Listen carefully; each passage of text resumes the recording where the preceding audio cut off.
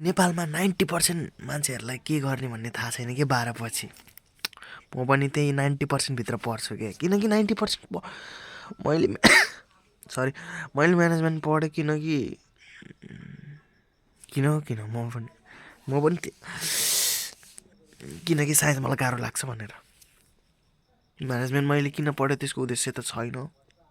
किन छैन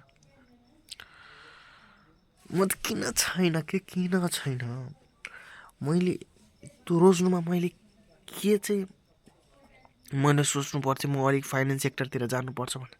मैले त एजुकेसनमा पनि रोज्न सक्थेँ नि त यार। म त टिचर लाइसेन्स लिएर पढाउँछु भन्ने पनि सोच्नु सक्थेँ होला नि त। किन हामीलाई म्यानेजमेन्ट पढाउनु बाध्य? के स्ट्यान्डर्ड छैन भने म्यानेजमेन्ट साइन्स सक्दैन सर, म्यानेजमेन्ट पढ। सो हामीलाई बाध्य नबनाउँ न हो। हामी आफ्नो इच्छाले एउटा टपिक्सहरू चुज गर्न पाउनु पर्ने हो क्या। आफ्नो इच्छा अब एजुकेसनमा रुचि छ भने त्यो मान्छेले एजुकेसन पढ्नु पर्छ। स्ट्यान्डर्डले गर्दाखेरि म्यानेजमेन्ट पढेर हुँदैन। म्यानेजमेन्ट पढ्न यसलाई म्यानेजमेन्ट पढाउने उयो छ, यसले एजुकेसनमा पनि राम्रो गर्न सक्छ नि त। एजुकेसन पढाउँ, आर्ट्स पढाइदिउँ, कमर्समा जान भाउ, कमर्समा जा। यस्तो रिस उठ्छ नि सोसाइटीको एउटा।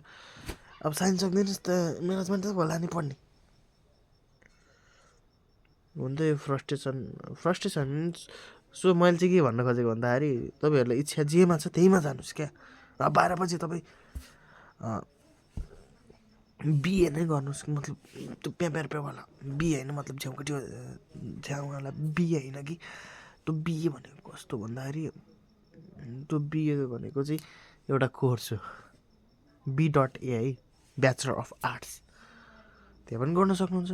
किन बिबिएस चुज गर्ने, किन बिएडै चुज गर्ने, मतलब बिएडै किन चुज गर्ने, बिबिएस किन चुज गर्ने, बिएड किन चुज गर्ने, बिए किन चुज गर्ने, मतलब इच्छा जुनमा छ त्यसमै जानु न। के छ त समाजले एउटा स्ट्यान्डर्ड सेट गर्छ, यो क्वेसन त नराम्रो। बिए पढ्नेले राम्रो गरिरहेको छ, बिबिएस पढ्नेले राम्रो गर्छ, बिएड पढ्नेले राम्रो गर्छ। इच्छा केमा छ, तपाईँले केमा म्यानेज गर्न सक्नुहुन्छ त्योमा हो नि त। इच्छा केमा छ त्यो बुझौँ न साथीहरू।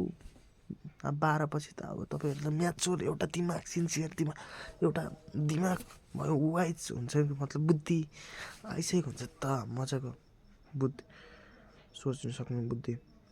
खोइ साथीले त बिबिएस जोइन गरे, म पनि बिबिएस जोइन गर्छु। यस्तो रिस उठ्छ नि त्यस मान्छेहरू छेउमा आयो भने होइन, मतलब यस्तो आक्रोश जाग्छ नि त मान्छे। मतलब मैले चाहिँ भन्न खोजेको कि साथीहरूको लैलेमा लाएर चाहिँ बिबिएस पढ्यो भनेर बिबिएसै पढ्ने होइन। आफ्नो इच्छा जेमा छ त्यहीमा गर्दा भइगयो नि त। उसले भरे त्यो सेक्टरमा अलिकति सकेन भने तिमी जो साथीलाई तानेर ल्याएको छौ तिमी पनि बिबिएसै पढेर उसले भरे गाह्रो लाग्यो भने बिचमा उ गऱ्यो भने त गाह्रो भयो नि त्यसलाई।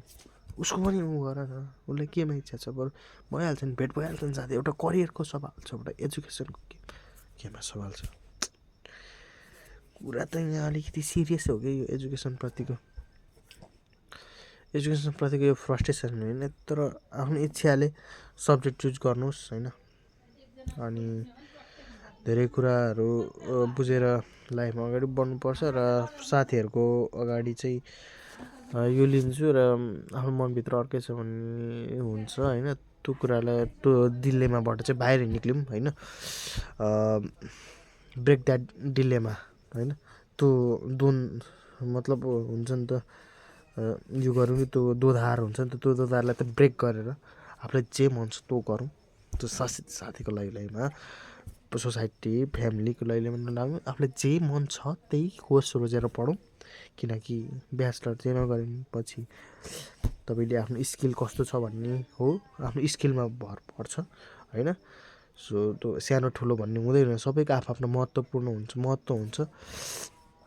कसैले टेक पनि गरेर हुन्छ, कसैले बिएससी पनि गरेर राम्रो हुन्छ, सबै त्यही हो क्या।